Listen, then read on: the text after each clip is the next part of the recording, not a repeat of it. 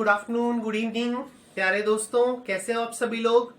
I hope आप लोग preparation कर रहे होंगे और बहुत अच्छे से प्रिपेयर करना है इस बार हमें, क्योंकि आप लोगों को पता है कि इस बार जो एग्जाम होने वाला है वो मोस्ट प्रोबेबली जून के अंदर होगा, राइट। तो हम लोग जो स्टार्ट कर रखे हैं, हमने करा हुआ है एनटीए नेट का पेपर 2 कॉमर्स, ठीक है। अब सबसे पहले तो मैं आप लोगों से अपोलोजाइज करूंगा, सॉरी बोलूंगा कि पिछले कुछ टाइम से मैं वीडियो अपलोड नहीं कर पाया due to some my personal reasons. But अब से हम क्या करेंगे, अब हम फिर से स्टार्ट कर रहे हैं इस सीरीज को, और सीरीज के साथ बने रहिएगा। और अगर आप इस चैनल पे नए हैं तो इसको सब्सक्राइब करें और बेल आइकन को प्रेस कर दें, क्योंकि जैसी वीडियो अपलोड होगी तो आपको नोटिफिकेशन मिल जाएगा। So without wasting your time हम लोग स्टार्ट करते हैं हमारी आज की वीडियो। हमारा जो आज का टॉपिक है that is capital and revenue. So अब जो हम करने वाले हैं वो है हमारा कैपिटल एंड रिवेन्यू। तो कैपिटल एंड रिवेन्यू में क्या आता है आपका, सबसे पहला आता है capital and revenue expenditure.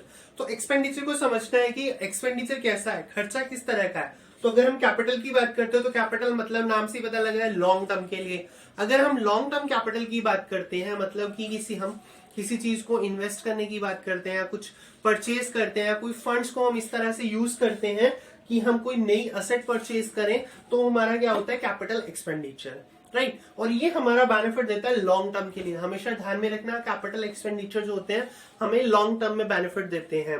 For example जैसे हमने परचेज किया लैंड, बिल्डिंग, मशीनरी, है ना, गुडविल को परचेज किया, प्लिनिमरी एक्सपेंसेस हो गए, या कॉस्ट ऑफ एडिशन और एक्सटेंशन ऑफ एग्जिस्टिंग असेट्स, ठीक है। एक्सपेंडिचर अगर हमने कुछ किया है तो वो सारा क्या क्या आता है हमारा कैपिटल एक्सपेंडिचर के अंदर। नेक्स्ट आता है हमारा रिवेन्यू एक्सपेंडिचर। रिवेन्यू एक्सपेंडिचर मतलब शॉर्ट टर्म के लिए, कि आउटफ्लो हो रहा है फंड्स का for the period of short term.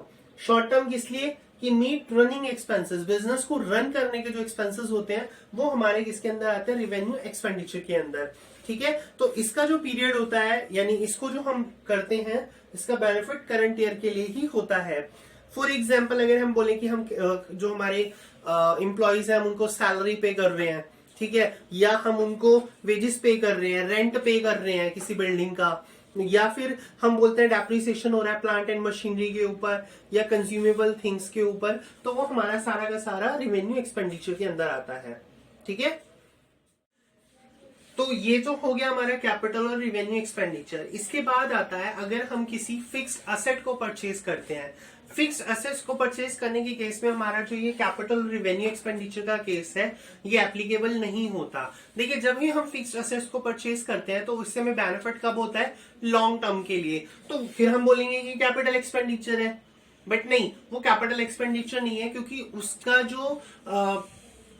जो भी आपको रिवेन्यू मिलेगा या जो भी आप कहोगे कि उससे आपको कुछ इनकम हो रही है या कुछ आउटपुट निकल के आ रहा है, वो आउटपुट होता है करंट ईयर में भी होगा, है ना, धीरे धीरे होगा।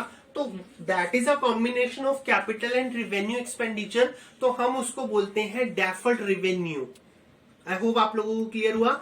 डेफर्ड रिवेन्यू मतलब कि जब आप किसी असेट को परचेज करते हो, ठीक है, और उसका बेनिफिट आप लॉन्ग टर्म के लिए लेते हो, तो वो आपका किसमें आता है, डेफर्ड रिवेन्यू एक्सपेंडिचर के अंदर। इसका और एग्जांपल ले सकते हो एडवर्टीजमेंट एक्सपेंसेस। एडवर्टीजमेंट एक्सपेंसेस कैसे, कि आपने एक्सपेंडिचर तो आज किया, एक्सपेंसेस आज के, लेकिन उसका बेनिफिट आपको कब मिल रहा है, लॉन्ग टर्म के लिए। तो आज का जो ये कॉन्सेप्ट है ये है हमारा कैपिटल एक्सपेंडिचर, रिवेन्यू एक्सपेंडिचर और डेफर्ड रिवेन्यू एक्सपेंडिचर। तो एग्जाम में इसके अंदर क्वेश्चन आता है कि आपको एक स्टेटमेंट दे दी जाती है और स्टेटमेंट के अंदर आपसे पूछा जाता है कि ये कौन सा एक्सपेंडिचर है। तो आई होप आप लोग इस कॉन्सेप्ट को समझने के बाद आप इजीली क्लियर कर दोगे कि ये डेफर्ड है या फिर आपका रेवेन्यू है या फिर कैपिटल एक्सपेंडिचर है। ओके, सो अब हमारा जो नेक्स्ट टॉपिक है वो है हमारा फाइनेंशियल स्टेटमेंट्स।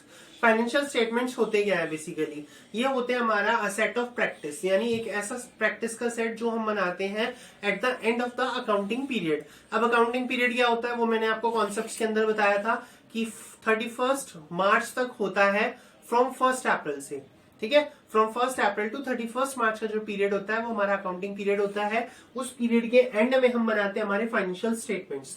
तो फाइनेंशियल स्टेटमेंट्स में क्या आता है, सबसे पहला आता है आपका ट्रेडिंग अकाउंट, जिसे हम मैन्युफैक्चरिंग अकाउंट भी बोलते हैं।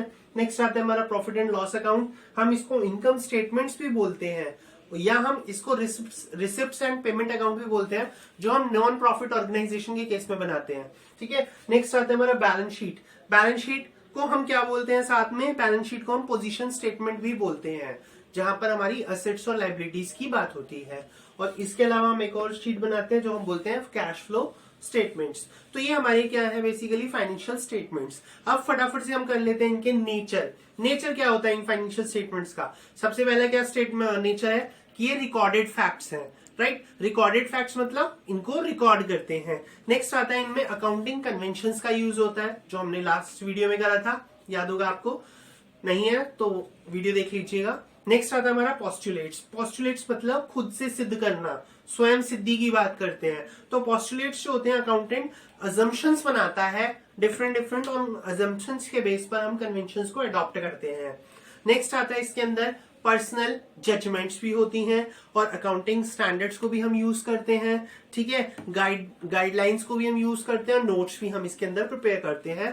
तो ये हमारा नेचर होता है किसका, फाइनेंशियल स्टेटमेंट्स का, राइट। सो प्यारे विद्यार्थियों, स्टूडेंट्स, आज के लिए बस इतना ही। आज जो हमने किया है capital expenditure, revenue expenditure, deferred revenue expenditure, और उसके अलावा हमने क्या किया है, फाइनेंशियल स्टेटमेंट्स को। तो हम जो नेक्स्ट वीडियो में करने वाले हैं, यानी नेक्स्ट क्लास में जो हम करने वाले हैं, वो हम करेंगे पार्टनरशिप अकाउंटिंग को। तो पार्टनरशिप अकाउंटिंग में हमारा इंट्रोडक्शन भी होता है, ठीक है। उसके बाद उसका क्या होता है, एडमिशन होता है पार्टनर का, उसका रिटायरमेंट होता है, डेथ का होता है, या हम पार्टनरशिप को डिसोल्यूशन की बात करते हैं, तो वो हम स्टेप बाय स्टेप करेंगे। तो अगर आपको ये वीडियो अच्छा लगा तो इस वीडियो को लाइक करें, और अगर इस चैनल पे नए हैं तो सब्सक्राइब करें और बेल आइकन को प्रेस करें, और लास्ट में एक लाइक तो बनता है। जीआरएफ लेना है ना? यस।